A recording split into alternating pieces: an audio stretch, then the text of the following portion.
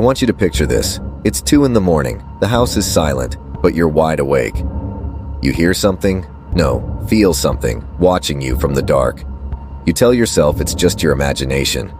That's what I thought too, until it wasn't. I'm not crazy. What I'm about to tell you, it happened. And if you think this can't happen to you, think again. Because once you open the door, there's no closing it. It started innocently enough. My daughter, Clara, had an imaginary friend named Emily. I didn't think much of it. Kids make things up all the time, right? Except, Emily wasn't like other imaginary friends. At first, it was little things. Clara would set an extra place at dinner. She'd whisper into empty corners. But then, she started telling me things no 5-year-old should know. Emily says she likes your room, she told me one night. She watches you sleep.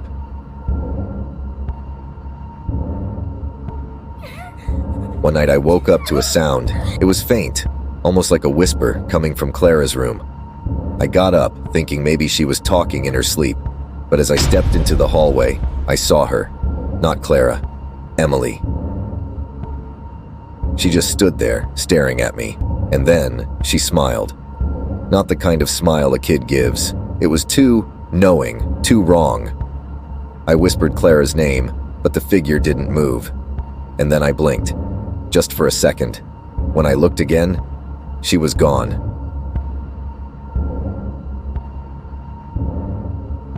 The next morning, I told myself it was a nightmare. Sleep deprivation, stress. But Clara looked at me during breakfast and said, "Emily told me she doesn't like when you stare at her." I told Sarah everything, but she just rolled her eyes. "It's an imaginary friend," she said. "Don't freak her out." I wanted to believe her. God, I wanted to believe her. But that night, things got worse.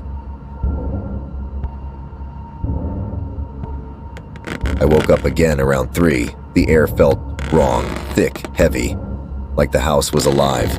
I heard Clara talking, but when I peeked into her room, she was fast asleep, and then I saw it. A shadow in the corner, crouched low, watching her.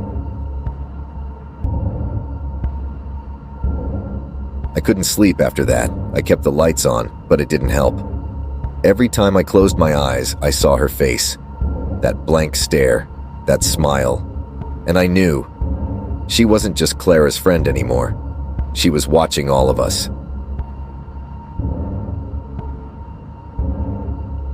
I asked Clara why Emily was here, what she wanted. Clara looked at me, her eyes wide and serious, and said, "She's looking for a new family." I needed proof, something to show Sarah, something to prove I wasn't losing my mind. So I set up a camera in Clara's room. That night, I sat in the living room, watching the feed on my phone.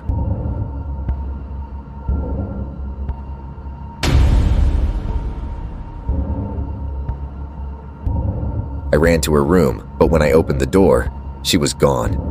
Clara was still asleep, but her closet door was wide open, and inside, I swear to God I saw eyes, dozens of them glowing faintly in the dark.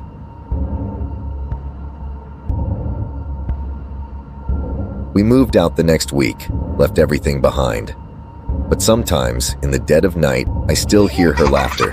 And when I close my eyes, I see her, watching, waiting. And I wonder, did we leave her behind, or did she come with us?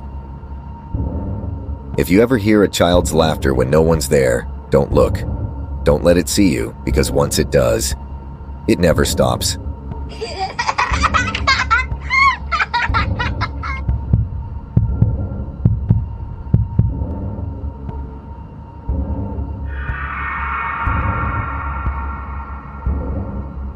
And if you hear the door creak, run.